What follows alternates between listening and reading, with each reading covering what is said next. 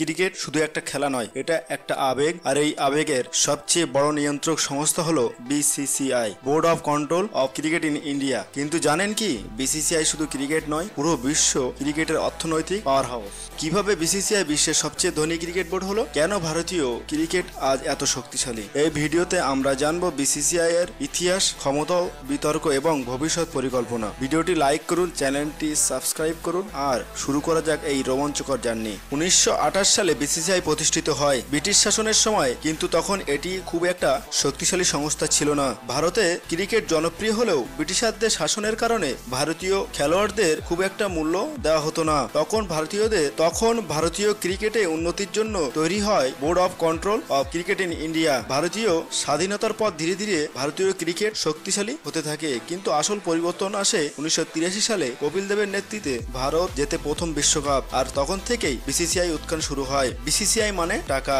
বিপুল টাকা।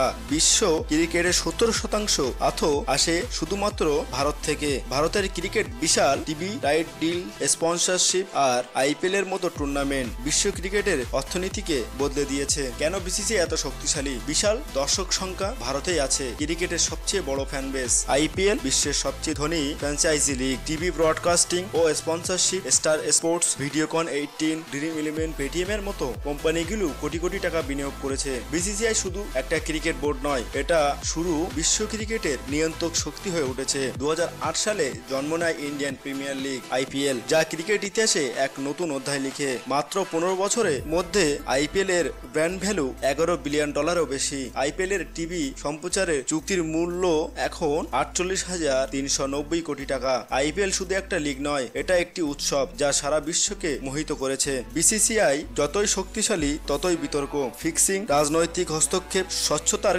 অভাব, এগুলো সবসময় বিসিসিআই বিরুদ্ধে ওঠা বড় অভিযোগ। 2013 আইপিএল এ স্পোর্টস ফিস্টিং কেলেঙ্কারিতে বিসিসিআই ভার্সেস আইসিসিআই দ্বন্দ্ব, বিশ্ব ক্রিকেটের আধিপত্য নিয়ে লড়াই, টেস্ট ক্রিকেটের ভবিষ্যৎ নিয়ে প্রশ্ন, আইপিএল এর কারণে কি টেস্ট ক্রিকেট হারিয়ে যাবে? বিসিসিআই এর বিশাল ক্ষমতার কারণে অনেকেই অভিযোগ তোলে যে বিশ্ব ক্রিকেটে ভারতের আধিপত্য চলছে। 2024 ও 25 সালে উইমেন আইপিএল এর আরো বড় হবে। বিসিসিআই চাই 2031 সালের মধ্যে ভারত 3টি বিশ্বকাপ জিতুক। ভারতীয় ক্রিকেটের উন্নতির জন্য নতুন স্টেডিয়াম ও নতুন সুযোগ সুবিধা তৈরি করেছে বিসিসিআই। বিসিসিআই এর লক্ষ্য ভারতকে ক্রিকেটের চূড়ান্ত